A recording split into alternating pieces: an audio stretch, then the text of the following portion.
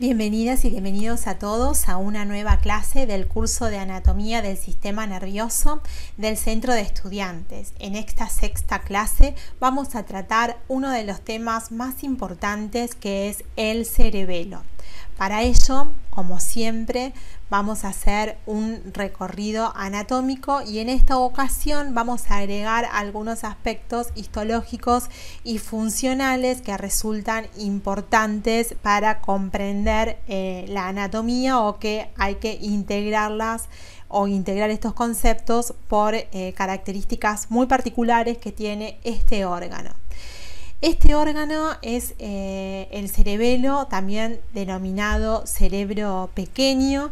Es un órgano que coordina todos los movimientos voluntarios, todas las actividades voluntarias, coordina la posición de la cabeza en el espacio, coordina y controla la tonicidad de todos nuestros músculos con actividad inhibitoria y facilitadora hacia alguno de ellos específicamente. Es el gran regulador de las actividades aprendidas y de alguna manera es el gran controlador de las funciones motoras finas. Bien, por eso digamos, su lesión genera dismetrías importantes en la coordinación de los movimientos y fundamentalmente de las partes sacrales de nuestro cuerpo. Es tal la importancia que tiene que sus lesiones desencadenan un síndrome cerebeloso que se pone de manifiesto y se localiza con digamos mucha sintomatología que generalmente digamos condiciona la vida de los pacientes que lo padecen. Entonces es muy importante interpretar y coordinar las distintas conexiones que tiene el cerebelo con el resto del sistema nervioso central. Vamos a hablar de cuáles, como siempre hablamos, de sus generalidades y cuál es su ubicación y sus características generales para poder, digamos, ubicarlo y analizarlo digamos, en los medios diagnósticos imaginológicos que tenemos y con los que hoy, digamos, tanto los estudiantes como los médicos contamos para poder valorar su anatomía. Vamos a decir inicialmente que el cerebelo se halla ubicado en una fosa que recibe el nombre de fosa cerebelosa. ¿Dónde está esta fosa cerebelosa? Se ubica en las fosas posteriores u occipitales en el piso posterior del cráneo. Bien, por delante de la protuberancia occipital interna y por debajo de una extensión de dura madre muy importante que la vamos a estudiar en la próxima clase, que se llama tienda del cerebelo. Esa tienda del cerebelo, que ya la hemos mencionado muchas veces, separa la fosa cerebral de la fosa cerebelosa que se encuentra por debajo. También se encuentra el cerebelo ubicado por detrás del cuarto ventrículo, de los pedúnculos cerebrales, de la protuberancia y del bulbo raquídeo o médula oblonga. Bien, esa es la ubicación del cerebelo. Cuando nosotros miramos y observamos, digamos, en cortes sagitales o en cortes frontales, vamos a separar siempre al cerebro del cerebelo de esa estructura que recién les mencioné, que es la tienda del cerebelo. Esa tienda del cerebelo se inserta hacia atrás y en la línea media, en la protuberancia occipital interna, y tiene todo un recorrido semicircular hacia cada lado, haciendo como si fuese un círculo completo que va a terminar en las apófisis clinoides de las que limitan nuestra silla turca. En esas inserciones, o las inserciones en los pisos del cráneo, estarían dadas por un lado en los labios del seno lateral, que ya lo vamos a estudiar, y en el borde superior del peñasco.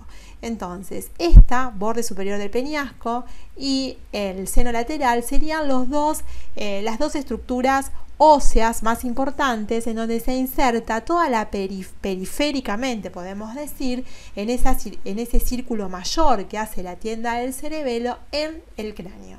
Pero además, esta tienda del cerebelo tiene un círculo que es menor, que yo aquí se los estoy dibujando, que delimita junto con las apófisis clinoides y la parte posterior, las apófisis clinoides posteriores, más el límite posterior o la pared posterior de la silla turca, un orificio que recibe el nombre de orificio de Pacchioni. Por ese orificio de Paccioni es por donde, que estaría ubicado en este sector, es por donde desciende nuestro tronco encefálico desde la fosa superior hasta la fosa inferior posterior de nuestro endocráneo. Entonces, este espacio anatómico que vemos acá estaría de alguna manera completado por la tienda del cerebelo, que tiene esos límites, un límite bien periférico con inserciones óseas y un límite más central, interno, donde solamente tiene inserciones a las apófisis clinoides y silla turca y permanece libre en el resto de su extensión, creando este orificio para dar paso al tronco encefálico. Esta tienda del cerebelo realmente separa, como si fuese un techo de dos aguas, a la fosa cerebral, o también llamada fosa superior, de la fosa cerebelosa o fosa inferior. Eso es lo primero que debemos recordar como importante. También tenemos que recordar que el cerebelo es fácil, o en realidad no es que sea fácil, sino que hay un abordaje del mismo, en muchos casos, por una cisterna que se encuentra, digamos, donde circula el líquido cefalorraquídeo subaracnoidea, desde el orificio occipital. O sea, nosotros tenemos el orificio occipital y podemos abordar el sistema nervioso a su través y llegar al cerebelo a través de diferentes técnicas. A esto me refiero, con esto me quiero referir a la proximidad que tiene el cerebelo con el orificio magno o foramen magno u occipital para, de alguna manera, salirse desde el endo al exocráneo y las distintas hernias que puede haber tanto del hemisferio cerebral al cerebeloso y del cerebeloso al hemisferio cerebral, llamándose a esto a todo proceso que por un aumento de la presión intracraniana o por un aumento del tamaño del órgano, por una masa ocupante de espacio que haya en cualquiera de los órganos, un contenido de la fosa superior puede pasar a la inferior y viceversa. Bien, entonces este piso del cerebelo, techo del cerebelo, es fundamental que lo entendamos, que lo comprendamos y que sepamos dónde está para poder dividir en dos partes bien diferentes la fosa cerebral de la fosa cerebelosa. Además, el cerebelo, que tiene, digamos, dos lóbulos muy similares, dos lóbulos cerebelosos separados por un vermis que ahora vamos a ver, se puede dividir en dos partes diferentes por la hoz del cerebelo, que lo vamos a ver cuando tengamos, cuando veamos meninges. En la línea media, la tienda del cerebelo por su cara inferior, de alguna manera permite la inserción de una extensión de dura madre que se fija hacia arriba en esa tienda y hacia abajo en el cerebelo. Eso sería la hoz del cerebelo, ¿sí? Así como tenemos una hoz en el cerebro que luego vamos a estudiar, también tenemos una hoz cerebelosa. Se llama hoz por la forma que tiene la estructura, ¿sí? Hoz anatómicamente se llama toda estructura que tiene esta forma. Bien, ya la vamos a estudiar posteriormente. Lo que me interesa ahora es simplemente que recuerden dónde se ubica el cerebelo y la importancia radical que tiene la presencia de esta extensión de dura madre. Si nosotros mirásemos imágenes del cerebelo, nos vamos a encontrar con un órgano que tiene, digamos, algunas características muy particulares. Inicialmente, lo primero que vamos a hacer es tratar de ver cuáles son sus partes. Vamos a ver si nosotros miramos esta imagen, por ejemplo, vemos que tiene una parte central, bien, que es alargada. Después vamos a ver algunos detalles de ella. Esa porción central se llama vermis. Este es el vermis del cerebelo. Y lateralmente a él nos vamos a encontrar que existen dos lóbulos. Son los hemisferios o lóbulos cerebelosos. Vamos a llamarlos hemisferios. Hemisferios cerebelosos. Bien, entonces tiene una parte central que recibe el nombre de vermis y una parte periférica que son los hemisferios cerebelosos. Ahora bien, este órgano así ubicado tiene algunos detalles anatómicos que debemos recordar. Uno de esos es el peso que tiene el órgano, que pesa aproximadamente unos 140 gramos. ¿Qué otro dato nos va a interesar conocer de este órgano? Que tiene un diámetro transverso, es decir, desde un extremo al otro, que es de aproximadamente unos 10 centímetros. tiene un diámetro antero-posterior, es decir, desde adelante hacia atrás, de aproximadamente unos 6 centímetros y tiene una altura, por ejemplo, esta sería la altura que tiene, de aproximadamente unos 5 centímetros. Estos datos son importantes para valorar su anatomía normal. Bien, entonces lo vamos a recordar como características generales. Si nosotros miramos todas estas imágenes, acá vemos una vista superior, una vista inferior, y acá también vemos lo mismo, pero además de esto vemos que tiene como dos extremos, un extremo anterior y un extremo posterior. Si nosotros mirásemos la imagen anterior, en esta imagen vemos que tiene un extremo anterior y un extremo posterior que coincide con la protuberancia occipital interna, y el extremo anterior permite comunicarse con el resto del sistema nervioso central a través de la presencia de unos tallos de sustancia blanca que recibe el nombre de pedúnculos, ¿sí? Entonces tiene un extremo anterior, un extremo posterior, una cara superior y una cara inferior, pero además tiene toda una gran circunferencia. Bien, si nosotros vemos esta vista del cerebelo, como podemos ver acá, vemos que el cerebelo tiene en la línea media al vermis. Este sería el vermis del cerebelo. Bien, ese sería el vermis. Y todo esto que está periférico serían los lóbulos cerebelosos.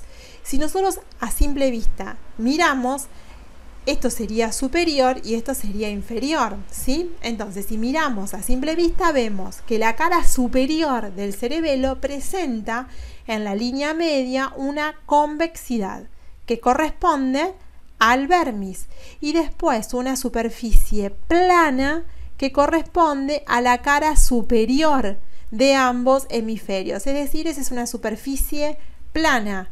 Bien, como si fuese un techito en dos aguas, acompañando un poco a la anatomía de la tienda del cerebelo que mencionamos antes. Entonces, su cara superior presenta en la línea media una convexidad y presenta lateralmente dos superficies que van a ser planas, ¿sí? Esa sería la forma que adquiere la cara superior del órgano, en tanto que la cara inferior del órgano es convexa en sus lóbulos cerebelosos o hemisferios cerebelosos y presenta una gran escotadura en la línea media coincidente con el vermis. Entonces, en la línea media, en su cara inferior, tengo una escotadura que coincide con el vermis y tengo dos grandes, digamos, convexidades que corresponden a la cara inferior del órgano, ¿sí? Entonces esta es una vista donde veo la cara superior y donde veo la cara inferior del órgano, diferente completamente una de otra. Bien, ese es el primer detalle. Ahora, cada una de estas caras está separada en dos por un surco que se llama surco circunferencial, y ese surco circunferencial también se llama cisura o fisura horizontal. Bien, antiguamente se la llamaba a esa fisura la circunferencia mayor, y la circunferencia mayor, que nos permite separar en dos partes a este órgano, se la llamaba surco circunferencial de Vic Diazir, que fue un neurólogo histórico, donde digamos que escribió enorme cantidad de textos. Hay algunos de ellos que están en la biblioteca de nuestra facultad. Hoy sabemos que dejamos de llamar a los... hay una tendencia en la anatomía que es un poco abandonar los nombres propios para denominar estructuras, por eso se la llama fisura o surco horizontal. Bien, si nosotros vemos esta imagen, esta sería la cara superior del órgano, como lo podemos ver. Entonces tenemos en la línea media el vermis y lateralmente vemos a los dos hemisferios cerebrales. Y esto es la cara inferior del órgano, donde vemos la escotadura representada por el vermis y las dos caras inferiores. Vemos algunas prolongaciones, esto es el lóbulo flóculo nodular, que luego vamos a ver, y vemos que también hay una serie de surcos que van a limitar algunas estructuras. Los dos surcos que ustedes tienen que conocer son dos. Uno es el surco que forma la fisura horizontal o surco de Vic de Azyr, y este surco que tengo aquí, que es el surco que de alguna manera separa, que se llama surco prima o surco primario, que separa en su cara superior dos partes diferentes de los hemisferios cerebelosos y del vermis, que ya lo vamos a ver. Esto, en parte, vemos acá, este sería el surco prima. Bien, entonces es importante tener en cuenta esa situación. Y este sería, perdón, que voy para atrás, este sería el surco circunferencial de Vic de Azyr, que es tan importante. Entonces, un poco para de alguna manera generalizar, vamos a recordar cómo son en cuanto a su aspecto general las caras superiores e inferiores y sus dos extremos. Un extremo anterior, que estaría representado por donde hay una escotadura que permite la salida, en este caso, de los diferentes pedúnculos, que son esos tallos de sustancia blanca que conectan estructuras cerebelosas con otros sectores del sistema nervioso central, y una estructura posterior o una escotadura posterior, fundamentalmente donde está en relación con una estructura ósea que es la protuberancia occipital e interna. Bien, digamos que tiene relación inmediata, o sea, tiene una relación con ellos. Bien, eso es por un lado. También podemos decir, que me olvidé de mencionar, que tiene la consistencia del órgano es una consistencia firme. Bien, luego de hablar de sus características generales, luego de haberlo ubicado anatómicamente y de señalar cuáles son sus caras y sus surcos más importantes, vamos a comenzar a describir algunos aspectos importantes.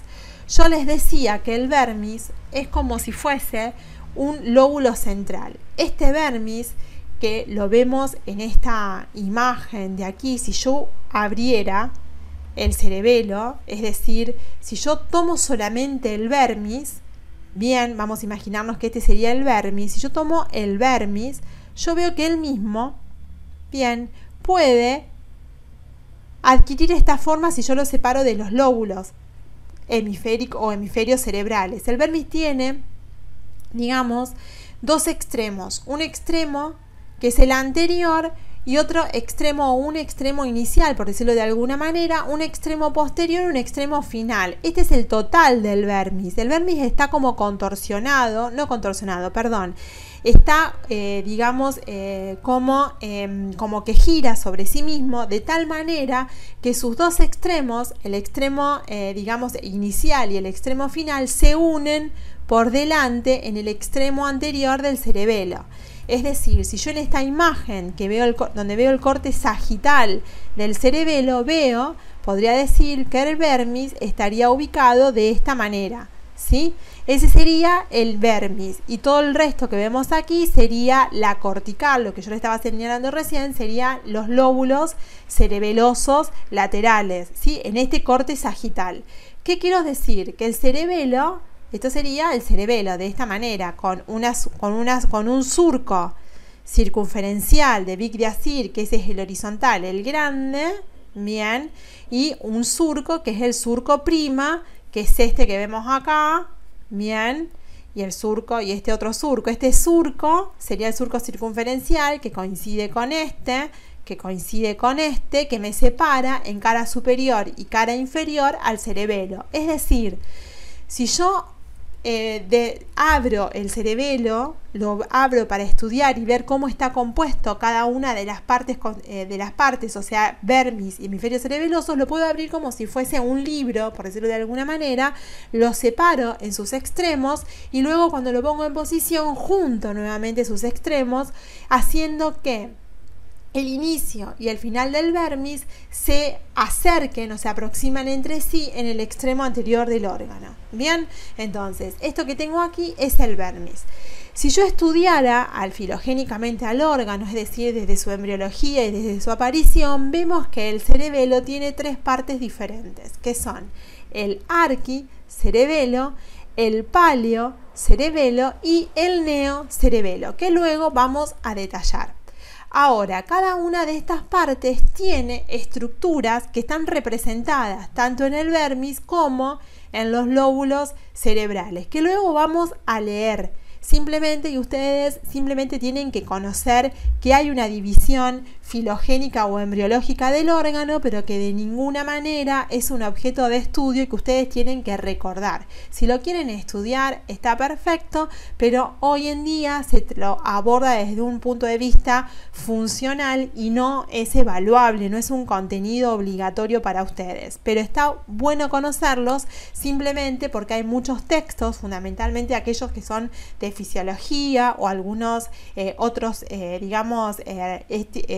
papers o publicaciones que mencionan algunas de estas estructuras, y está bueno que ustedes sepan por lo menos o tengan un recurso alguna vez visto de cuáles son las partes que tiene el cerebelo. Están en cualquier lugar, no es necesario que se las aprendan de memoria. Eso es lo que les quiero transmitir, que no se las aprendan de memoria porque es un ejercicio que les va a llevar un tiempo y que después no va a tener un uso cotidiano para ustedes. Lo más importante es que ustedes interpreten esto que les estoy comentando, que el cerebelo tiene como dos partes importantes, bien, una medial, que es el vermis, y dos partes laterales, que son los hemisferios cerebelosos. Ahora, este vermis es como si fuese una estructura alargada, completamente alargada. Bien, esa estructura tiene un inicio y tiene un final, ¿sí? Entonces comienza hacia adelante en una estructura que recibe el nombre de língula, que ya la vamos a estudiar, el lóbulo central, el culmen, declive, tiene una serie de estructuras filogénicamente hablando hasta el final, que es el flóculo. No nos importa en este momento todas esas estructuras, ya la vamos a ver. Les recuerdo, no hay que saberlas de memoria. Ahora, la língula y el flóculo, que son los dos extremos de este vermis, se reúnen en un momento. ¿Por qué? Porque este vermis lo que hace es contornearse o girar sobre sí mismo de esta manera, haciendo que la língula y el flóculo se acerquen cada vez más en su extremo anterior. Bien, entonces lo que yo veo en la vista anterior del órgano es la língula y veo el flóculo, ambos unidos, la língula por encima y el flóculo por debajo. Bien, entonces yo en el órgano voy a ver la língula ahí y el flóculo que está de alguna manera, continuado hacia ambos lados con unos lóbulos. Bien, entonces yo voy a ver, como les decía antes, en su cara superior voy a tener esa estructura que es como una planicie, y en la cara inferior, ¿cómo era? Que era el órgano, era así. Entonces cuando yo veo el órgano voy a ver una estructura que es la língula en la línea media y otra estructura que es el flóculo nodular, el lóbulo flóculo nodular, que ya vamos a ver. De ese lóbulo flóculo nodular hay una parte que corresponde al vermis y hay otra parte que corresponde a los hemisferios cerebelosos. Entonces, si yo separara en dos partes al órgano en general, yo lo separo en dos partes, vamos a ponerle otro color para que ustedes lo puedan identificar. Si yo separo, hago una línea así en zigzag, si yo separo en dos partes por el surco horizontal o el surco circunferencial de Vic-Diazyr, el órgano tiene una porción superior y una porción inferior, que si yo lo abro completamente me encuentro con esta imagen que tengo aquí, ¿sí? Si yo lo abro, este es el extremo anterior y este es el otro extremo anterior, este sería el extremo posterior, ¿se entiende? Esto sería el extremo posterior que estaría aquí.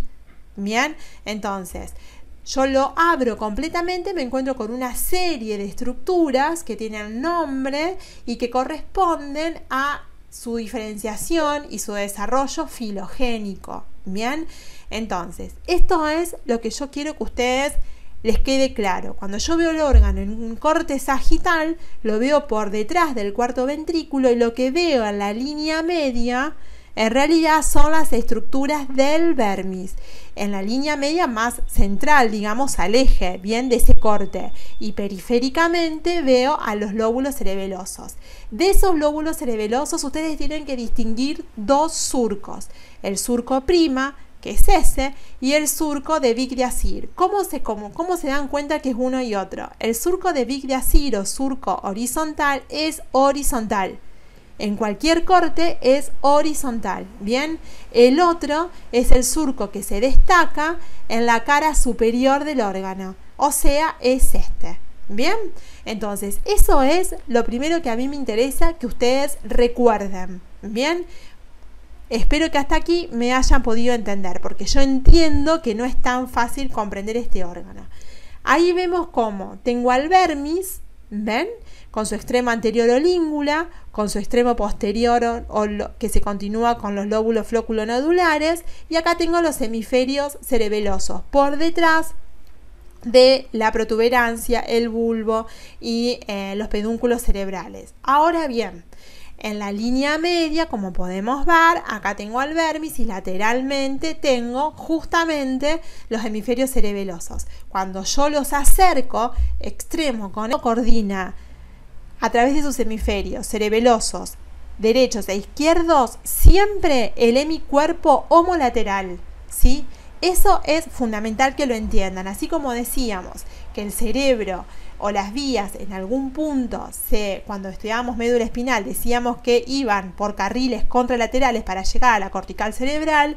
El cerebelo tiene la particularidad de que todas sus vías son homolaterales, sin excepción. La que en algún momento se cruza al lado opuesto, o sea, hace contralateral antes de finalizar, ya sea en el cerebelo como una vía aferente o fuera del cerebelo como una vía eferente de él, se vuelve a cruzar.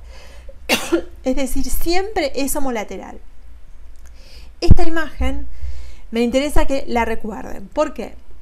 Nosotros acá vemos en la línea media al vermis. Así como teníamos en el cerebro una representación cortical de nuestro cuerpo, en el cerebelo pasa lo mismo. Y en el vermis está la representación cortical de la parte medial de nuestro cuerpo. Es decir, de cuello, cabeza, cuello, hombros, tronco en general, y cuando hablamos de tronco hablamos del tórax, del abdomen y de la pelvis. Y en la parte inicial o mediana o paravermis, si queremos llamarlo así, paralela, vemos las partes acrales de nuestro cuerpo, o sea, las partes sacrales de nuestro cuerpo, las partes sacrales, es decir, nuestras manos, nuestros pies y nuestros pies, están representados en los hemisferios cerebrales. Y a la parte más lateral de los hemisferios cerebrales se van a sincronizar los movimientos coordinados con todas las partes del cuerpo entre sí. Es como que la parte que integra la coordinación de todos los movimientos es la porción más lateral. En definitiva, como síntesis, vamos a recordar que en el vermis está la representación cortical, o sea que hay un control de nuestros movimientos, pero que son axiales. Me refiero a que son centrales.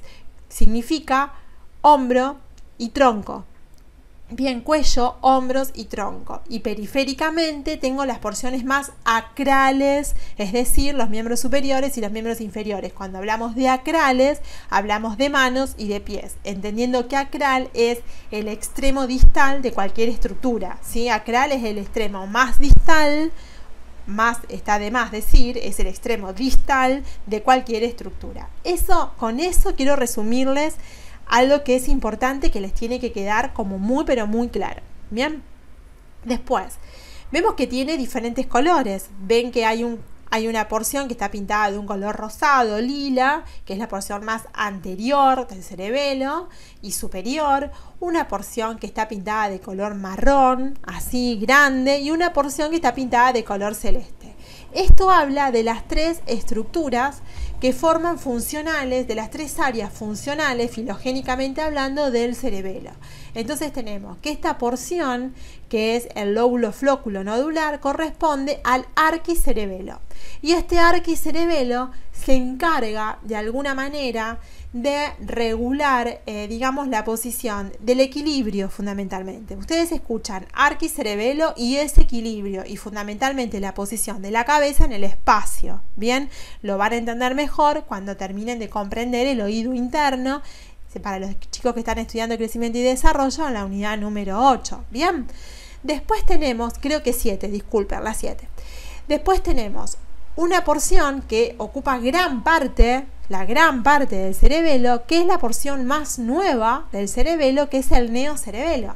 Ese neocerebelo se encarga de regular las habilidades aprendidas, como por ejemplo tocar un instrumento musical, andar en bicicleta. ¿Qué significa esto? Nosotros cada vez que realizamos una actividad, como por ejemplo escribir, digamos escribir las letras, no las tenemos que aprender cada vez que la hacemos, sino que ya la tenemos aprendida y las ejecutamos esa actividad la ejecutamos de manera automática. De eso se encarga, de coordinar y de regular esa función, se encarga el neocerebelo, que está determinado por todas las partes del cerebelo que ocupan ese espacio que está pintado de ese color marrón. Y después tenemos la última porción filogénicamente hablando desde el punto de vista funcional y embriológico, que es el paleocerebelo. El paleocerebelo es extremadamente importante como los otros dos. ¿De qué se encarga? Se encarga de regular de forma inconsciente la propiocepción. Es decir, es el que regula el estado de contractilidad y tonicidad de todos nuestros músculos, el grado de, digamos, de flexión y extensión de nuestras articulaciones y demás. Es el que recibe la información de la posición del cuerpo en el espacio y la controla y la regula. Eso hace el paleocerebelo, control del tono y propiocepción. El neo, el control de los movimientos finos automáticos, y el arqui de el equilibrio fundamentalmente. Esas son las tres porciones fundamentales. Ahora, cada uno de ellos, hablando del arqui, del neo y del paleocerebelo, tiene una estructura en el vermis y una estructura en los hemisferios cerebrales, es decir, en la cortical del cerebelo, que es importante, pero también tiene núcleos grises que se corresponden con su acción, que están dentro del cerebelo, y otros que están fuera del cerebelo, que es lo que ustedes tienen que recordar. ¿Por qué? Porque nosotros vamos a trazar cuáles son las aferencias y las eferencias de este órgano, básicamente para poder establecer las distintas vías cerebelosas que nos permiten controlar el equilibrio, el tono y los movimientos automáticos asociados. Por ello tenemos que conocer esto. Como venimos viendo en todas las estructuras del sistema nervioso, ¿qué vemos? Vemos que digamos que hay, como en todo el resto del sistema, sustancia gris y sustancia blanca. Si nosotros vemos en esta imagen, en este corte del cerebelo, donde vemos el vermis aquí, para ejemplificar un poco lo que habíamos visto antes, y los hemisferios cerebrales por fuera, vemos que los mismos tienen conexión hacia adelante con una estructura que se llama puente, justamente por esto, porque abraza como un puente a los hemisferios cerebelosos. ¿Se acuerdan que lo habíamos dicho? Esto que tenemos acá es la protuberancia, bien, en este corte, bien, esta sería la protuberancia. ¿Cómo es la sustancia gris y la sustancia blanca en el cerebelo? La sustancia gris es periférica. Bien, la sustancia gris entonces es periférica y forma un manto de sustancia gris que termina formando pequeñas láminas, laminillas. Bien, y tenemos sustancia blanca central. La sustancia blanca es central. La sustancia blanca central también está dispuesta como si fuesen láminas y se va introduciendo entre el manto de sustancia gris de tal manera que da la apariencia de un árbol, ¿sí? Por eso se lo llama el árbol de la vida, ¿sí? Nosotros podemos ver que en cada pliegue, ¿ven? En cada pliegue de sustancia gris hay unas láminas de sustancia blanca debajo que de alguna manera se introducen dentro de esa lámina y aparece en esa introducción como pequeños bracitos que dan la imagen de un árbol. Bien, disculpen, chicos.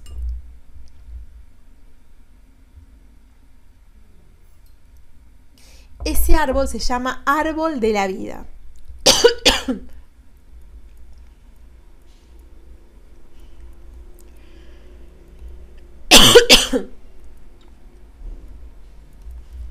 Disculpen por la interrupción. ¿Qué significa esto? Que esta sustancia blanca, que sabemos que son fibras mielinizadas, están ubicadas inmediatamente debajo del manto y adquieren esa forma porque no tiene gran cantidad de fibras blancas asociativas, es decir, que unan estructuras dentro de un mismo hemisferio cerebral cerebeloso por hemisferio. Es decir, la cantidad de fibras asociativas que tenemos en el cerebelo, a diferencia de lo que tiene el cerebro, es mucho menor. Esta sustancia blanca nosotros la vamos a dividir en el cerebelo en tres grandes partes. Las fibras que vamos a llamar aferentes, que son las que llegan, las fibras eferentes y otras fibras a las que llamamos intrínsecas, y esas fibras que son intrínsecas serían homólogas a las fibras de asociación y a las fibras comisurales que tiene nuestro cerebro. Bien, entonces entendemos que las fibras de asociación y las fibras comisurales en el cerebelo son muy inferiores a lo que hay en el cerebro, por eso da el aspecto de este árbol de la vida. Bien, entonces eso hay que tenerlo en cuenta, es una característica del cerebelo. Bien, por eso también lo llamamos cerebro pequeño. Ahora, estas fibras aferentes y eferentes, donde se nuclean en mejor medida, es en la entrada del cerebelo, en la zona medial del cerebelo, en donde además se encuentran interrumpidas por la presencia de núcleos. ¿Qué núcleos son los que están dentro del cerebelo? Que son núcleos grises, que son importantes y que debemos recordar. Uno de ellos, este que tenemos aquí, es un núcleo que recibe el nombre de núcleo dentado. ¿Por qué? Porque si ustedes lo miran, parecen como si fuese un, núcleo fruncido sobre sí mismo. Bien, ese núcleo es el más amplio de todos y recibe el nombre de núcleo dentado. En el centro, para que ustedes no se olviden, en el centro, muy cerquita de lo que sería el techo del cuarto ventrículo, esto sería el cuarto ventrículo, este sería el piso del cuarto ventrículo y este sería el techo del cuarto ventrículo, esto sería cuarto ventrículo. Muy cerquita de el cuarto ventrículo, específicamente sobre su techo, tengo a otro núcleo que es el fastigio o núcleo fastigial.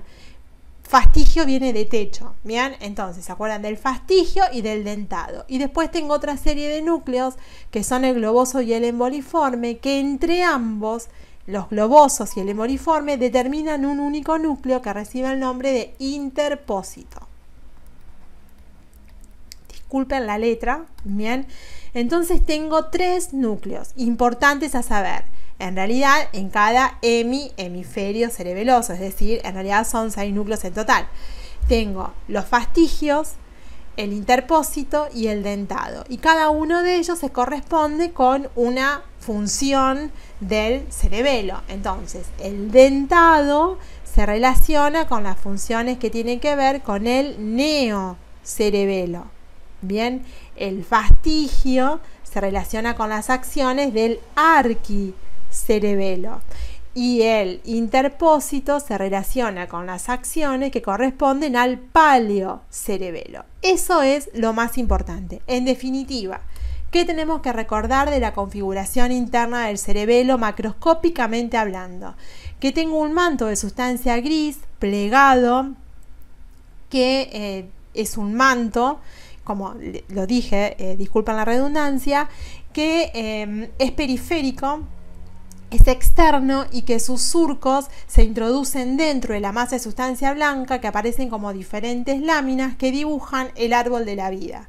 E inmersos en la estructura de sustancia blanca central del cerebelo, me voy a encontrar con la presencia de 3 núcleos cerebelosos importantes funcionalmente, que son el núcleo fastigio, fastigial, el núcleo dentado, que es el más externo y periférico y el de mayor tamaño, y entre medio de ambos el interpósito, que es un músculo que es un núcleo que además se encuentra, digamos, comprendido por el núcleo globoso y los núcleos emboliformes.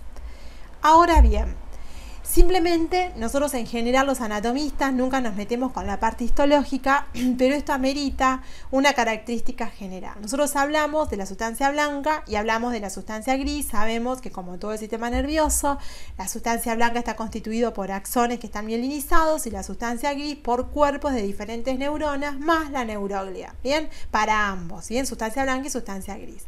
Nosotros tenemos que conocer y recordar básicamente que en la cortical, bien, si nosotros hacemos un corte del cerebelo, vemos una parte central de sustancia blanca y una parte periférica de sustancia gris. En la sustancia gris hay a su vez tres capas diferentes, que son la capa molecular, que es externa, la capa de células de Purkinje, que es la capa media, y la capa granular, que es la más interna de todas. Ahora bien, estas capas están constituidas o contienen dentro de sí diferentes tipos de neuronas. Las neuronas que forman la capa molecular son neuronas a las que llamamos células en cesta o células estrelladas, que están en contacto ¿con quién? Con las fibras dendríticas de una neurona muy pero muy importante que forma por sí sola una capa que es la capa de células de Purkinje. Las células de Purkinje, que es la capa media de células, es esta, tiene un cuerpo bastante importante que forma justamente esta capa, pero tiene células dendríticas que ascienden hasta la capa molecular para poder interaccionar con las células de esta capa y tienen un axón mielinizado que va a formar parte de las eferencias y va a entrar en relación con los núcleos intracerebelosos del órgano, pero también no solamente eso, sino que va a salir del cerebelo por alguno de sus pedúnculos, fundamentalmente por el pedúnculo, en algunos casos superior, pero también el inferior, para llegar a las fibras olivocerebelosas. O sea, son a las fibras que terminan en el nódulo flóculo nodular. Disculpen lo que les dije anteriormente. Terminan directamente en el nódulo flóculo nodular. Fibras directas del Purkinje salen como eferencias para terminar en el nódulo flóculo nodular del propio cerebelo y de ahí en más hacia la periferia. Con esto, ¿qué les quiero decir? Que esta célula de Purkinje que entra en relación con toda la capa de fibras, de alguna manera, de la capa molecular, de la capa más periférica o externa, a través de sus potentes y gruesas dendritas, también tiene un axón que forma parte de la sustancia blanca del propio cerebelo, pero que también sale como una fibra aferente del cerebelo, fundamentalmente a estructuras que están en relación con el lóbulo flóculo nodular, que es la porción que correspondía a esa partecita aislada del cerebelo, que es el arquicerebelo, que ahora ya lo vamos a ver en diferentes imágenes. Ahora bien, también hay una capa que se llama granular o granulosa porque está constituida por una serie de cuerpos neuronales muy pequeños, con un citoplasma muy oscuro, pequeño, ocupado por un gran núcleo, que también tiene la forma que tiene células en cesta, células estrelladas y también tiene células de Golgi. Me olvidaba de comentarles que esta célula de Purkinje, que tiene un axón muy largo, es una célula tipo Golgi, de la que llamamos 1, ¿sí? Una Golgi tipo 1, esas que tenían un axón extremadamente largo, ¿bien? Esa es una célula importante. ¿Por qué es una célula importante esta? Por lo siguiente. Nosotros sabemos además, esto que me olvidaba, me estoy perdiendo en el discurso. Esta capa de células granulares, como ustedes lo ven acá, tiene como fibras ascendentes que se dividen como en T, ¿ven? Y que van a ir a conectarse con todas las células de la capa molecular. Bien, esas fibras de la capa granular recibe fibras que son periféricas, que son aferencias. Las aferencias que vienen desde el exterior, o sea, fibras blancas, o sea, axones de otras partes del sistema nervioso central que llegan al cerebelo, llegan a través de dos tipos de fibras. Algunas a las que llamamos fibras musgosas y otras fibras a las que llamamos fibras trepadoras. Las fibras trepadoras van a hacer sinapsis no solamente en los núcleos, sino que van a hacer sinapsis en las fibras de Purkinje para de alguna manera controlar. Las fibras de Purkinje en sí son células que tienen una gran capacidad excitatoria. Sí, todas las funciones que va a realizar en general son excitatorias, pero está condicionada por fibras trepadoras que hacen que las mismas controlen al resto de las fibras de las capas musculares, al resto de las células de las capas musculares, y eso tenga un impacto sobre los núcleos cerebelosos, pero que es inhibitorio. Por eso se dice que la célula de Purkinje es la célula fundamentalmente que constituye la unidad funcional del cerebelo. Las fibras trepadoras, que son un poco las fibras que llegan desde todo el contingente olivo-cerebeloso, son fibras que van a llegar hasta el cerebelo desde las olivas, ya sea la oliva vulvar o la oliva protuberancial, y que de alguna manera se llaman trepadoras porque van trepando hacia toda la cortical del cerebelo para hacer sinapsis y controlar a todas estas fibras, a estas neuronas que forman parte de la cortical cerebelosa. Y después hay otras aferencias que son el resto de las aferencias a las que llamamos musgosas, que lo que hacen es hacer sinapsis básicamente con la capa granular para que la capa granular de alguna manera controle a las fibras dendríticas de las fibras de Purkinje en relación con toda la capa molecular. En definitiva, se llaman fibras trepadoras y fibras musgosas a todas las fibras aferentes de sustancia blanca que llegan hasta el cerebelo. Las fibras trepadoras son específicamente aquellas fibras que vienen de las olivas. Bien, por eso son fibras que se llaman olivo-cerebelosas, que ahora luego las vamos a ver. Y después tenemos otras fibras que vienen desde otros lugares que se llaman musgosas. ¿Cuál es el impacto que tienen estas? Es regular de manera inhibitoria a la excitación continua que tienen las fibras de Purkinje. Nosotros sabemos que cada célula trepadora, cada fibra trepadora tiene como objetivo inervar o accionar sobre por lo menos 10 fibras de Purkinje. Bien, 10 neuronas de Purkinje.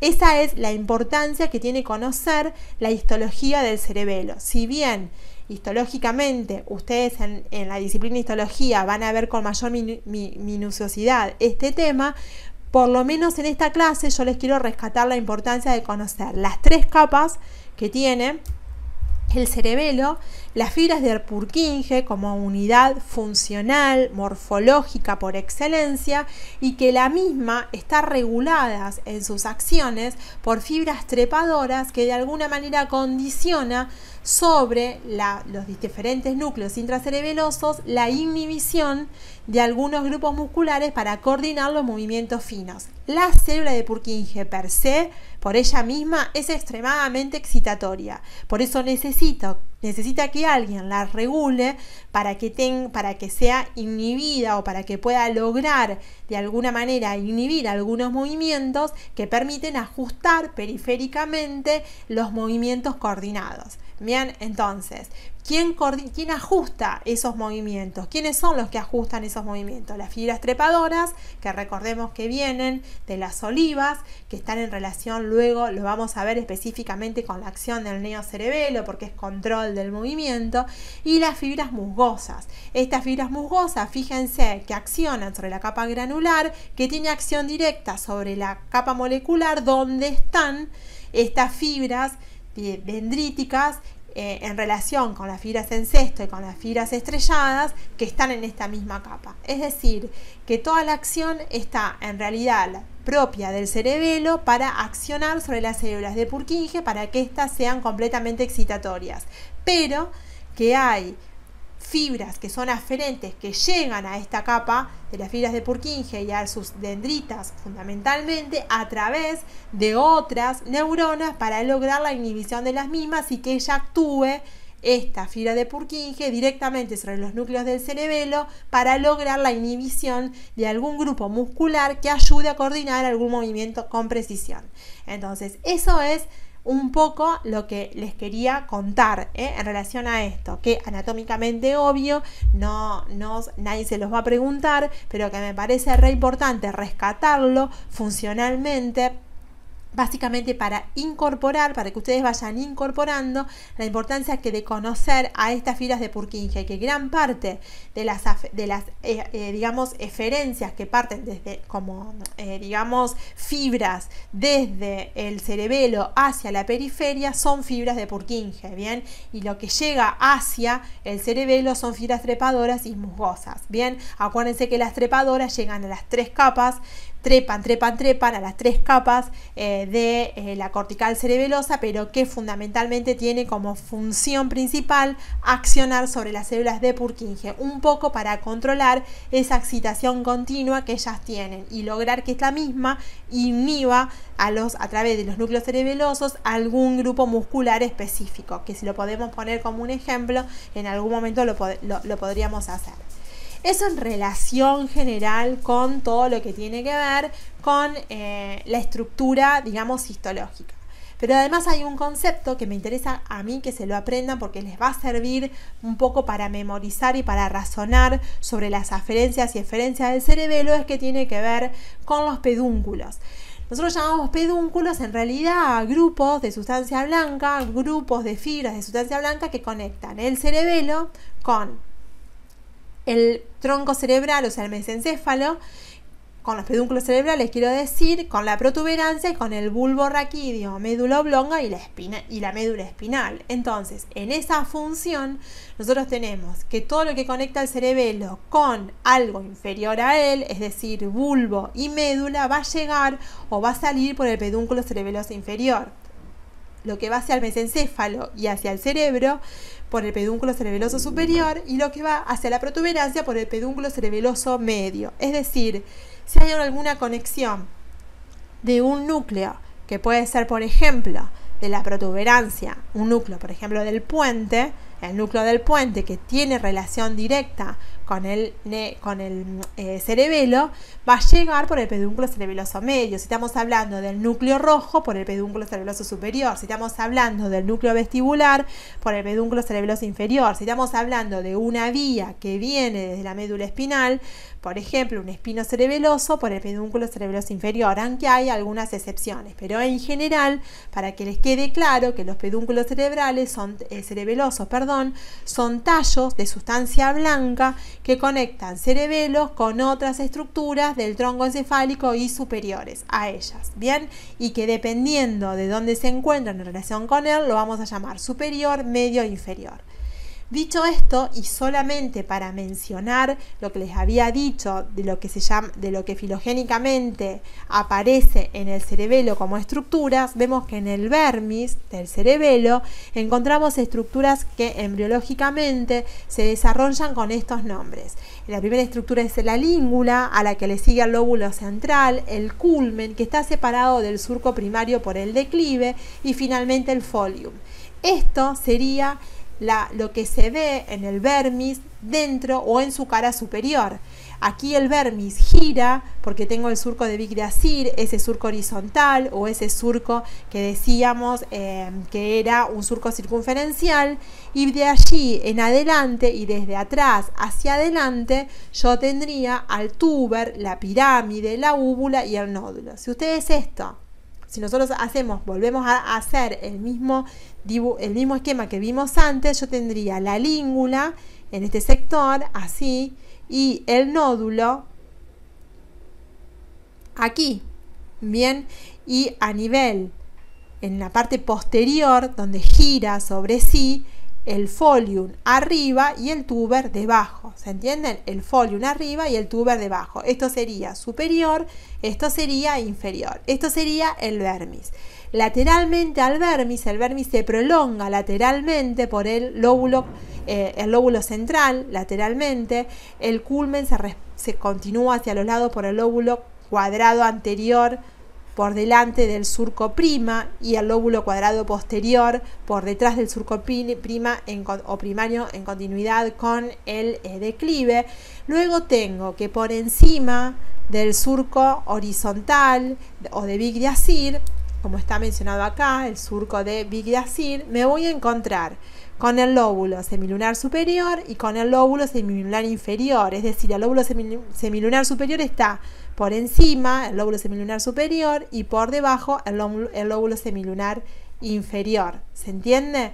Después tengo el lóbulo cuadrado, el surco prima, y después tengo el lóbulo anterior y el lóbulo central. Entonces, fíjense que en esta imagen simplemente estoy viendo el lóbulo central, que sería este, el lóbulo cuadrado anterior, el lóbulo cuadrado posterior, después tengo el surco semilunar, el lóbulo semilunar superior y el semilunar inferior. Y por debajo tengo el lóbulo digástrico, la amígdala, que es la más inferior o la porción más caudal, y finalmente el flóculo. El flóculo y el nódulo un poco se separan del cerebelo y es lo que corresponde a el arquicerebelo, o sea, es la que tiene las funciones específicamente de equilibrio. Un poco, esto yo se los estoy señalando para que ustedes puedan ver en distintas representaciones de este órgano en distintos textos cómo es que se ve el órgano. De ninguna manera ustedes se tienen que aprender todos estos nombres. Bien, si nosotros miramos ese mismo dibujo, este mismo esquema en sentido sagital y vemos que este es el cuarto ventrículo, es el pedúnculo cerebral, la protuberancia o puente y el bulbo raquídeo, médula oblonga, vemos que hacia adelante en el vermis tenemos a la língula y el vermis, si yo lo giro sobre sí mismo, termina obviamente en el nódulo, en el lóbulo flóculo nodular. Ahora, ese vermis se continúa lateralmente con los hemisferios cerebrales y fíjense cuáles son los dos surcos que siempre aparecen como eje en las imágenes. Este surco primario, por un lado, y el surco que separa de alguna manera la cara superior de la cara inferior del órgano. Entonces, tengo el surco prima por un lado y por el otro lado el surco horizontal. Eso es importante que ustedes lo tengan en cuenta como, digamos, detalle para cuando vean imágenes de diagnóstico, fundamentalmente, que tengo dos surcos que les van a llamar la atención. Uno que está en la cara superior, que es el surco primario.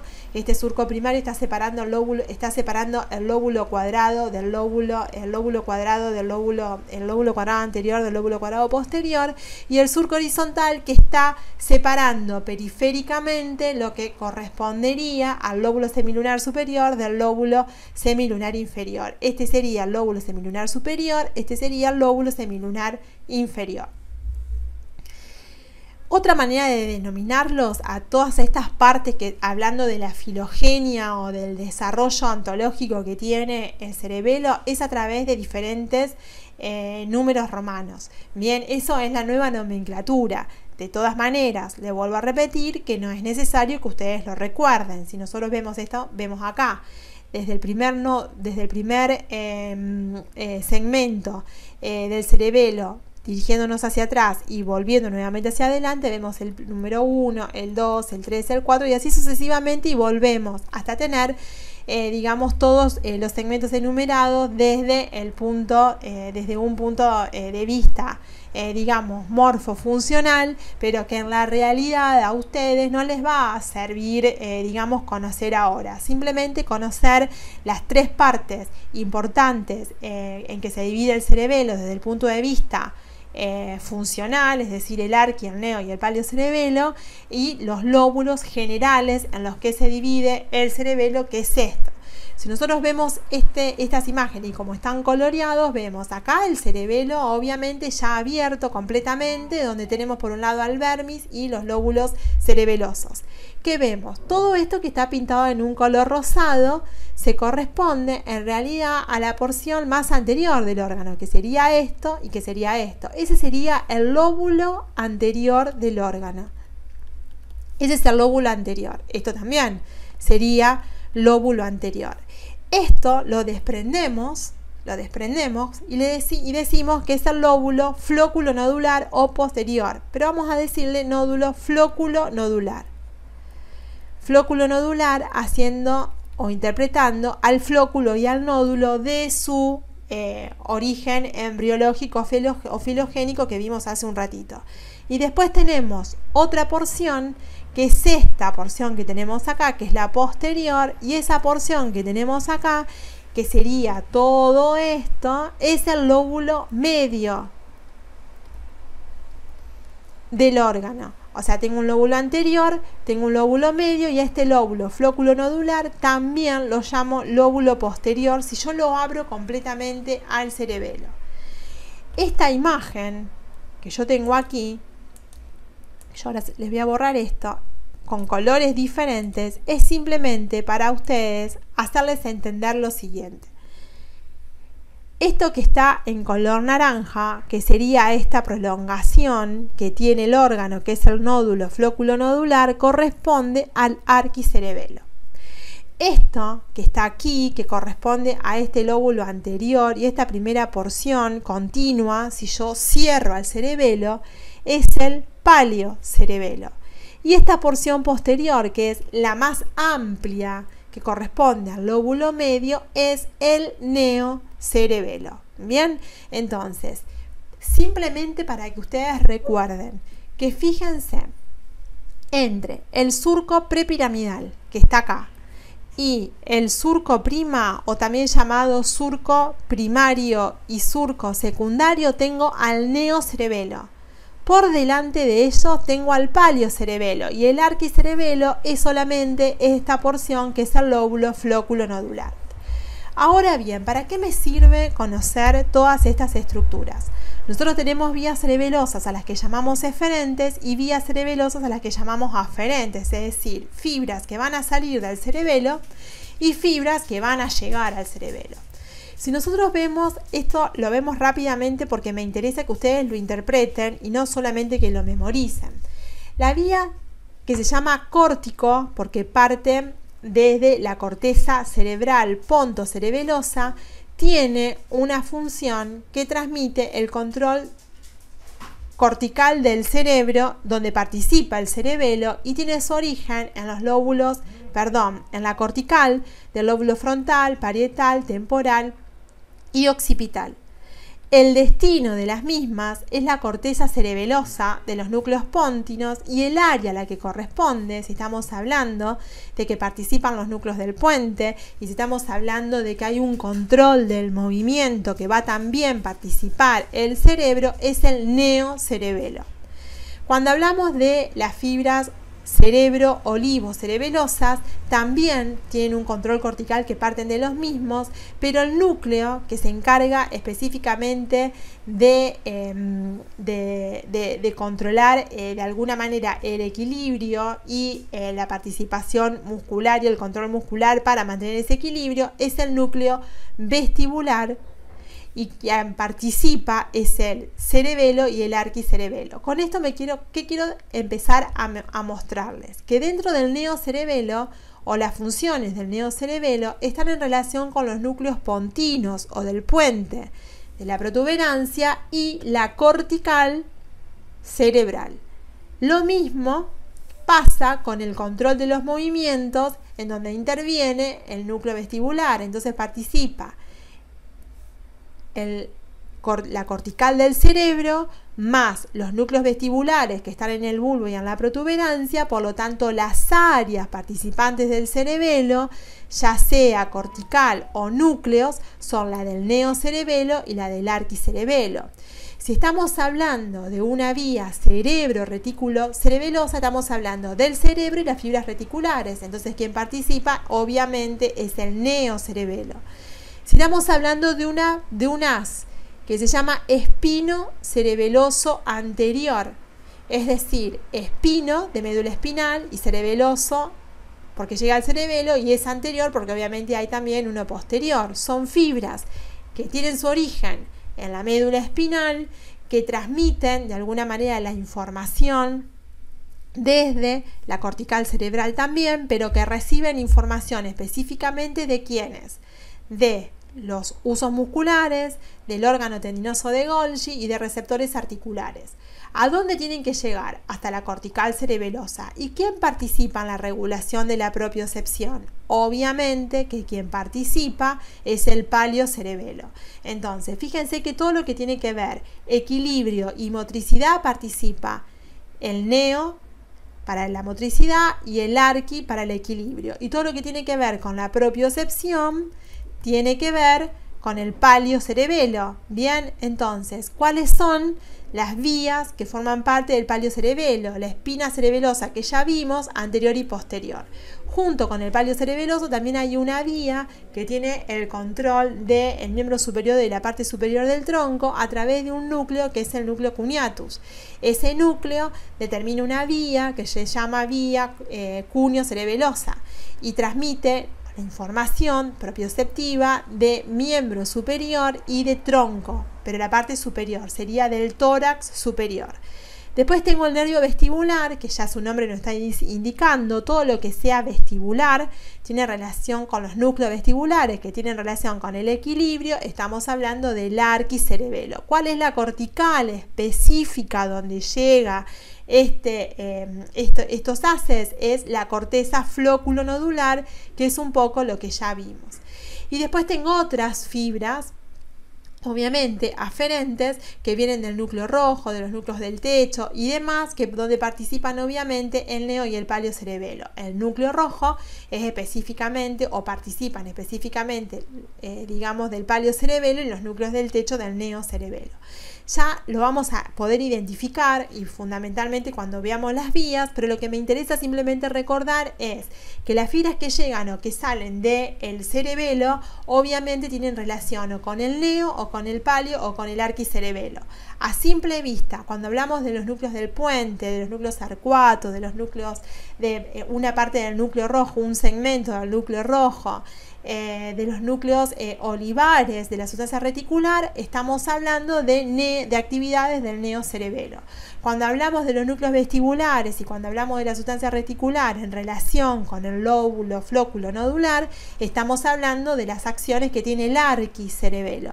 Y cuando hablamos fundamentalmente de los núcleos cuneatus rojo, la porción roja, la porción mesencefálica del núcleo rojo, más la columna de Clerc y todas las neuronas sensitivas que están en el asta dorsal de la médula espinal, estamos hablando de la regulación del tono muscular, entonces estamos hablando del palio-cerebelo. Ahora bien, si yo tengo como vías aquellas que parten desde el cerebelo, es decir, vías cerebelosas eferentes, veo qué es lo que parte desde el cerebelo hacia afuera y vemos que hay algunas vías que tienen su origen en los núcleos intrínsecos del cerebelo que forman parte del palio-cerebelo, que es el núcleo globoso y emboliforme, y que van al núcleo rojo. Eso tiene una función de regular la actividad motriz homolateral. El origen es el núcleo globoso y el núcleo emboliforme, obviamente como su nombre lo indica, y el destino es el núcleo rojo, que aquí lo puse mal, perdón, núcleo rojo contralateral, pero luego ese núcleo rojo, después lo vamos a ver en una imagen, contralateral, luego ese núcleo rojo da origen a un tracto que se llama rubro espinal que cruza hacia el otro lado, haciendo que la vía finalmente sea siempre homolateral. Después tengo fibras a las que llamamos dentotalámicas, que son fibras que van a nacer ¿de qué núcleo? Dentotalámicos, estamos hablando del núcleo dentado y que van a ir hasta el tálamo. Estos van a tener función fundamentalmente con la actividad motora, o tiene una función motora homolateral. El origen es el núcleo dentado y el destino es la porción o el núcleo ventrolateral del tálamo óptico contralateral. Llega hasta la cortical, motora contralateral, el tracto, y de la que nace un tracto que es el córtico espinal que cruza la línea media y llega hasta las motoneuronas homolaterales de la médula espinal en relación al neocerebelo. Es decir, si bien llega al tálamo contralateral y de ahí va a la cortical, cuando desciende desde la cortical hasta la médula, al cruzar la línea media termina haciendo sinapsis en las motoneuronas homolaterales al neocerebelo, que comenzó de alguna manera esta vía. Cuando hablamos de fastigio vestibular, estamos hablando del núcleo del techo, que sería el núcleo del arquicerebelo, y vestibular de la vía vestibular o del equilibrio, y fastigio reticular también los núcleos del techo y las fibras reticulares que forman parte de ese sistema nervioso que integra el resto de las funciones y que forma como un sistema de alarma para nosotros. Cuando hablamos de las fibras fastigio vestibulares, hablamos de la tonicidad de los músculos extensores homolaterales específicamente. El núcleo de origen es el núcleo fastigial del cerebelo dentro de la porción del arquicerebelo, y los núcleos vestibulares homolaterales y contralaterales específicamente que se encuentran en el bulbo y en la parte final de la distal o caudal de la protuberancia.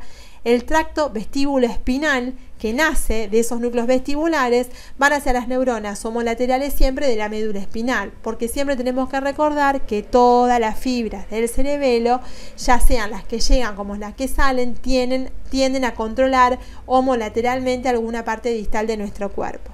Y cuando hablamos de las fibras fastigio reticulares, lo que hacen es regular la tonicidad de músculos que son homolaterales. El origen siempre es el fastigio, obviamente, porque estamos hablando de una actividad del arquicerebelo, y la formación reticular, en esta formación reticular, el tracto reticular, a través de fibras retículo espinales, llegan hasta las neuronas motoras homolaterales de la médula espinal, es decir, salen fibras desde el núcleo fastigio hasta la formación reticular, y desde allí se forma un tracto que se llama tracto retículo espinal, que es homolateral y que va a llegar hasta la médula espinal, hasta las motoneuronas homolaterales, para cumplir con alguna función que nos ayude a mantener el equilibrio en el espacio. Esto, que parece muy difícil, que parece muy complejo, en realidad se resume en imágenes de la siguiente manera. Cuando yo veo estas imágenes, que están todas sacadas de un texto que es el Snell, que me parece que es el texto funcional más importante que trata el cerebelo como tal, vemos determinadas, las vías que dijimos anteriormente, que son las aferentes, para poder diferenciar un poco de las vías que son eferentes. Vamos a ver primero aquellas que son aferentes. ¿Bien? Entonces, vemos las aferentes. Estas aferentes van a partir o desde la cortical, por ejemplo, la vía córtico-pontocerebelosa. ¿Qué es lo que hace? La vía, que dijimos que tenía su origen a nivel, por ejemplo, del lóbulo frontal, del lóbulo temporal, del lóbulo parietal y del lóbulo occipital, atraviesa un brazo de la cápsula interna, llega o pasa por el pedúnculo cerebral, hace sinapsis a los núcleos del puente y va a través, como va por los núcleos del puente, va hacia hacia el cerebelo, transitando por un pedúnculo que se llama pedúnculo cerebeloso medio.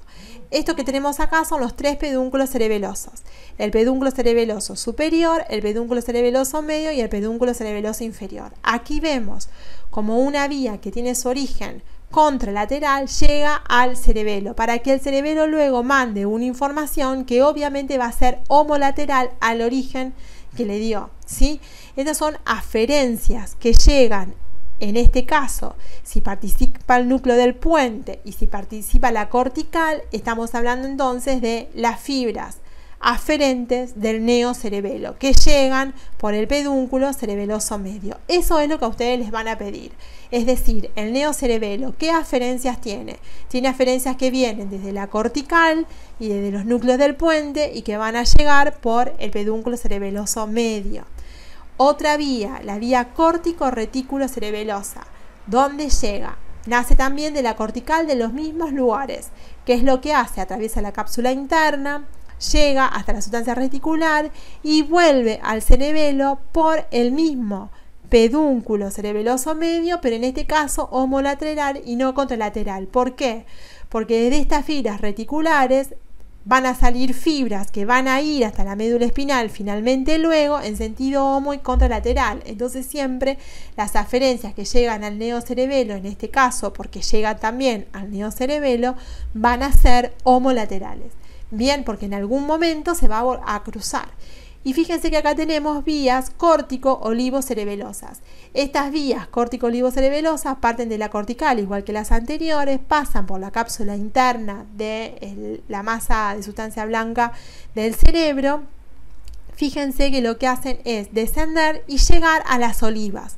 y desde las olivas van a participar o van a ir, como vamos a ver en la próxima imagen, fibras que van a llegar por el pedúnculo cerebeloso inferior, como vamos acá, contralateral y homolateral, participando en este caso, si es olivo cerebeloso, específicamente también del neocerebelo, porque las olivas participan con el neocerebelo, y ese núcleo olivar inferior obviamente también va a participar. Ya ahí tenemos olivales superiores que están también en la protuberancia, pero acá tenemos esquematizado el olival inferior que está en el bulbo raquídeo, médula oblonga, y que por lo tanto va a llegar a la estructura del neocerebelo o a la cortical del neocerebelo por el pedúnculo cerebeloso inferior.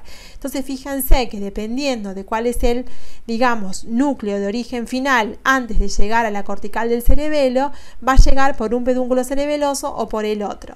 Entonces podemos decir que la oliva, la sustancia reticular, por ejemplo, los núcleos del puente y la cortical cerebral son de alguna manera estructuras que están en relación con el neocerebelo y que se encuentran fuera del cerebro. O sea, los núcleos extracerebelosos en relación con el neocerebelo sería la oliva, los núcleos del puente, la sustancia reticular, también los núcleos arcuatos y hay algunos más, pero estos son los más importantes. Bien.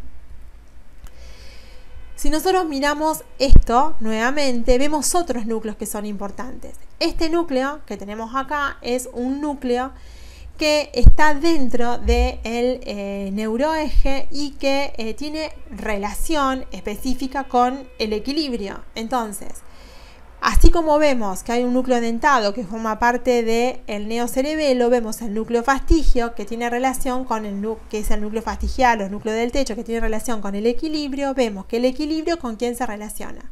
Se relaciona básicamente con la vía vestibular que tiene su origen en el oído. Bien, entonces, la vía vestibular puede llegar directamente hasta el núcleo fastigio. Bien, y de ahí, obviamente, el núcleo fastigio va a terminar en el arquicerebelo y el arquicerebelo va a dar una respuesta para ir a los núcleos vestibulares y al núcleo vestibular a la sustancia reticular, perdón, a las motoneuronas de la médula espinal como as vestíbulo-espinales. A lo que me quiero referir con esto es que el arquicerebelo, que se encarga de regular de alguna manera todo lo que está concerniente al movimiento y a la posición de la cabeza en el espacio y al equilibrio, tiene su origen, el arquicerebelo, como núcleos extracerebelosos fuera del cerebelo, es decir, en la vía vestibular que comienza en el oído y en los núcleos vestibulares que están en el bulbo raquídeo y en la protuberancia. Entonces, desde la vía vestibular van a llegar fibras directamente al núcleo fastigio y desde allí a la cortical, y la cortical va a tener que dar una respuesta para llegar al núcleo vestibular y que del núcleo vestibular llegue una respuesta motora o un grupo muscular X que nos ayude a mantener la posición del cuerpo en el espacio. Tenemos otro núcleo que también contribuye, pero en realidad a la propiocepción de la cabeza y del cuello, que es el núcleo cuneiforme y también el miembro superior y tronco, específicamente miembro superior y tronco, que es el núcleo cuneiforme. Este núcleo llega también al arquicerebelo.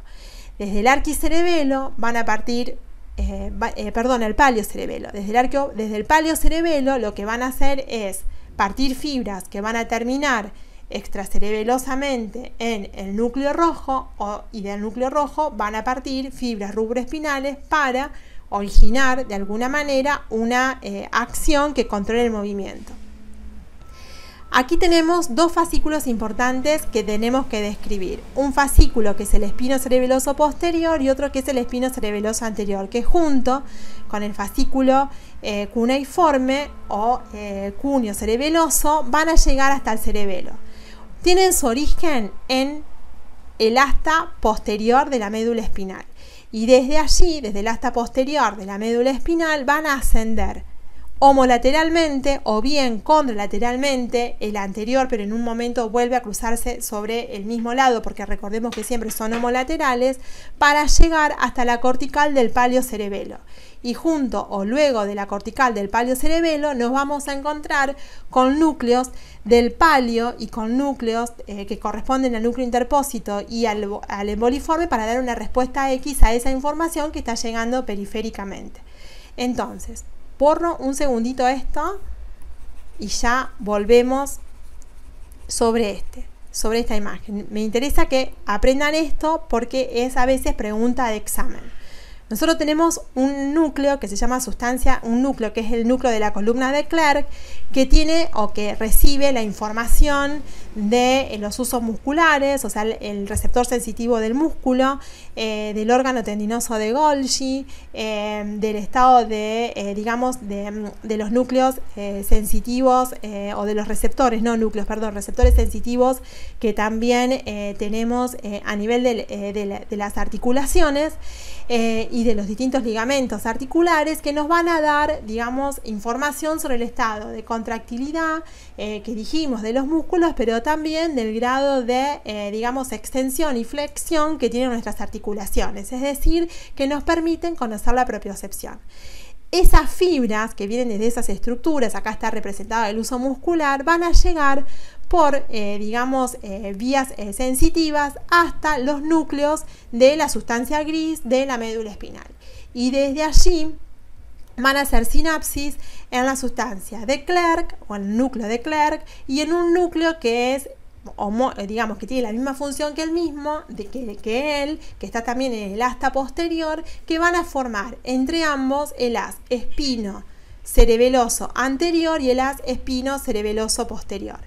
El haz espino-cerebeloso posterior es un haz que siempre es homolateral y que va a llegar hasta el palio-cerebelo por el pedúnculo cerebeloso inferior, ¿sí? Llega hasta el cerebelo dando información propioceptiva que viene desde la columna de Clerk directamente. Pero después tenemos, naciendo de esa columna de Clerk y de distintas neuronas sensitivas que son homólogas a ella y que están al lado o están asociadas a ella en, el asta dorsal de la médula espinal, van a partir otras fibras que pueden ser homolaterales como ella y que van a llegar junto con ellas también por el pedúnculo cerebeloso inferior hasta el palio-cerebelo, pero hay otro grupo que es mínimo que lo que hace es viajar por la médula espinal, pero en sentido contralateral, como lo vemos acá, y va a llegar hasta el pedúnculo cerebeloso superior. Se va a entrecruzar formando un entrecruzamiento que se llama de Wernicke, no importa, después lo van a estudiar, y vuelve por el pedúnculo cerebeloso medio nuevamente al cerebelo homolateral. ¿Se entiende? Es decir, que hace un viaje por todo el neuroeje hasta el pedúnculo cerebeloso superior, luego de que se decusa en el pedúnculo cerebeloso superior, es decir, que se entrecruza, vuelve al cerebelo, pero por el pedúnculo cerebeloso medio. Bien, entonces eso es importante para tenerlo en cuenta porque independientemente de que aquí se cruza en la médula espinal, en un punto vuelve a hacerse homolateral para llegar a la cortical. Bien, esos haces espinocerebelosos, el anterior como el posterior, entonces recordemos que todos son homolaterales, pero que hay uno que son algunas fibras del anterior que pueden hacerse como un viajecito contralateral en un momento, pero que siempre vuelve para hacer sinapsis finalmente en la cortical del palio-cerebelo homolateral. Bien, eso es como importante para que ustedes lo tengan en cuenta y lo tengan presente. Bien, entonces hasta ahora lo que hemos dicho es que el neocerebelo, o vamos a volver sobre esto porque yo entiendo que ya estamos terminando, yo entiendo que esto es complicado.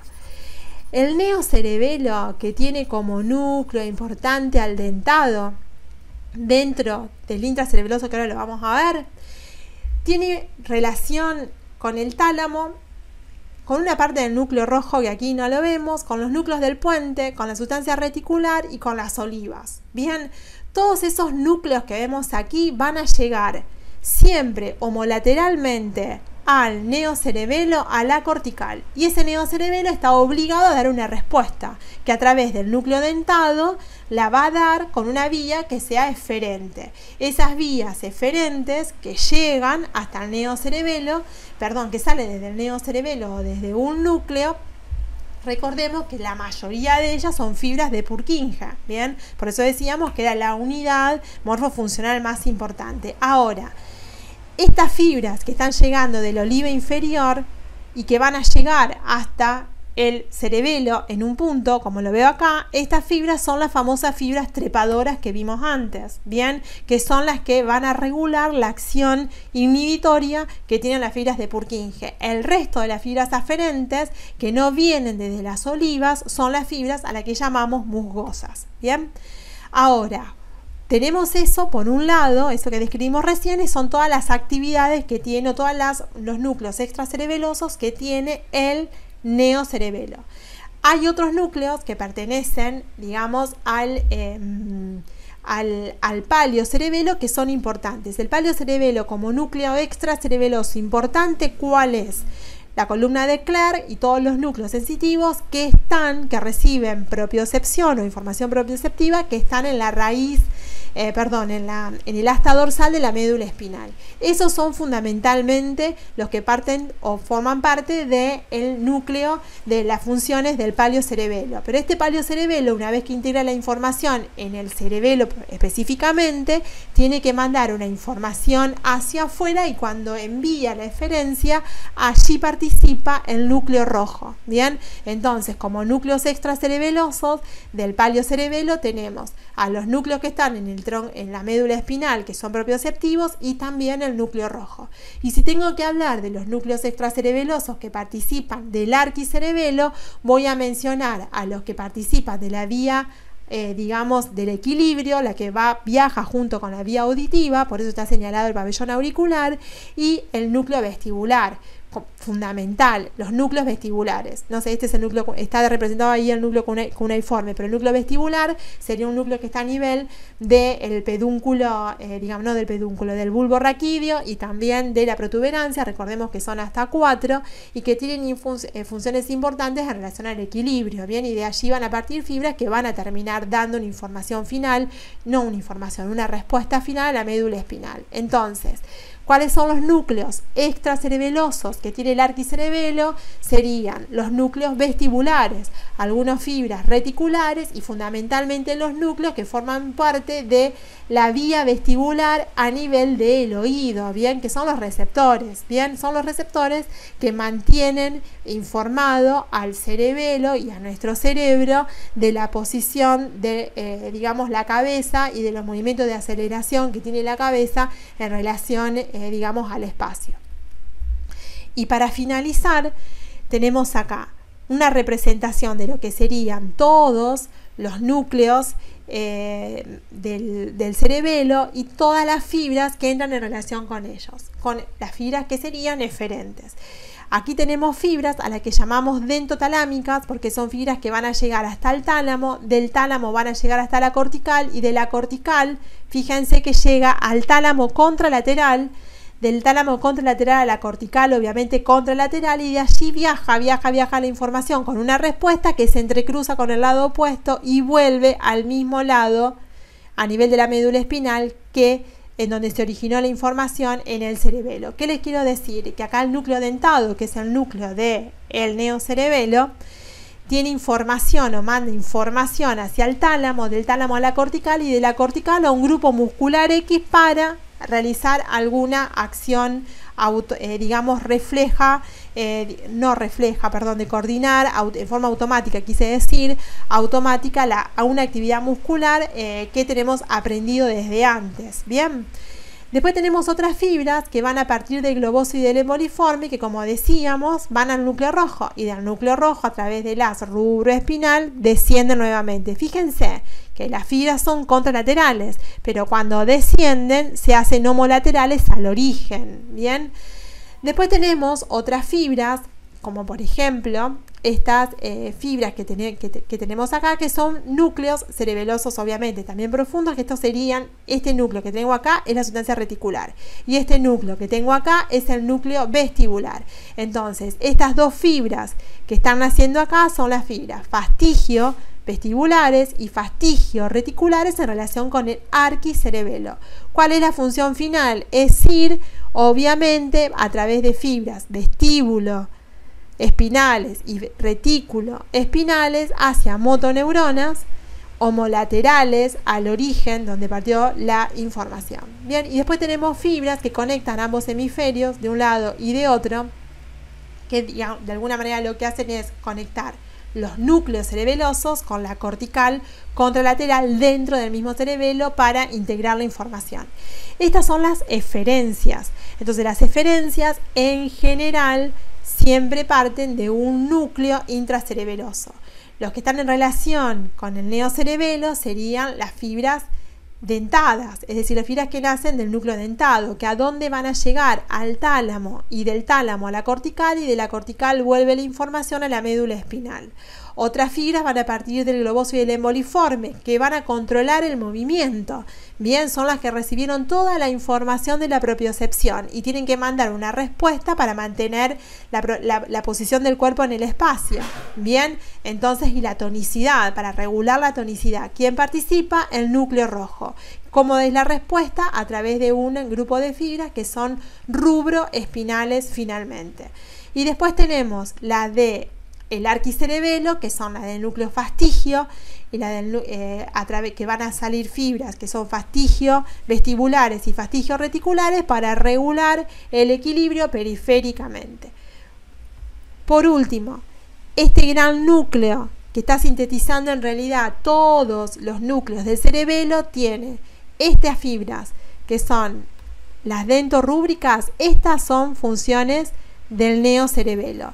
La que salen fibras del globósido y del emboliforme que van al núcleo rojo es el paleocerebelo, regula el tono muscular. Y estas fibras que tengo aquí, que parten desde el núcleo fastigio, regulan o forman parte de la regulación que le hace el arquicerebelo sobre el equilibrio. Por eso participan los núcleos vestibulares, y junto con los vestibulares, pero con una acción un poquito inferior, tenemos también las fibras reticulares. Entonces, en estos esquemas que son simples, donde se ven cuáles son las aferencias y eferencias, nos permite integrar la información. ¿Qué es lo que ustedes del cerebelo se tienen que llevar de manera como simple y concreta? ¿Cuáles son los núcleos que están dentro del cerebelo y cuáles son los núcleos que están fuera del cerebelo, que tienen funciones en realidad en relación con el área específica neo-arqueopalio fuera del cerebelo en el resto del neuroeje, y desde allí la respuesta final que se da, o sea, al cerebelo le llega una información, él la integra y tiene que devolver la información a través de una respuesta. Entonces, esa respuesta es completamente inconsciente. Nosotros no tenemos la voluntad de poder realizarla. Es inconsciente, no llega hasta la cortical cerebral antes para hacerla consciente. Sí participa la cortical a través de diferentes áreas motoras y sensitivas, pero a modo de regulación. La cortical manda una información donde participa el cerebelo para que esa respuesta que está dando la cortical en relación a una determinada información sea más fina, más controlada y sea más precisa. El cerebelo lo que hace es regular la precisión que le falta al cerebro para ejecutar acciones motrices muy finas, bien, fundamentalmente de las porciones sacrales de nuestro cuerpo. Por eso se encarga de regular las actividades motoras automáticas. Entiendo que este tema tiene una alta complejidad, que en todos los textos está comprendido de manera diferente. Yo les diría o los invitaría a que ustedes pudieran releer este texto de un texto como por ejemplo funcional como es el Snell, porque les va a permitir integrar toda la información que tienen del cerebelo con otras áreas del sistema nervioso que venimos viendo. De todas maneras, todas estas vías las vamos a volver a integrar cuando veamos la clase de vías específicamente. Si en esta clase les queda claras las generalidades del cerebelo y las funciones del cerebelo, es suficiente. Después, las aferencias y eferencias las vamos a ir afinando, y a la medida en que ustedes vayan leyendo otras estructuras del sistema nervioso central, las van a ir integrando mejor. Bueno, espero que les haya servido la clase y les dejo un saludo y nos vemos en la próxima clase.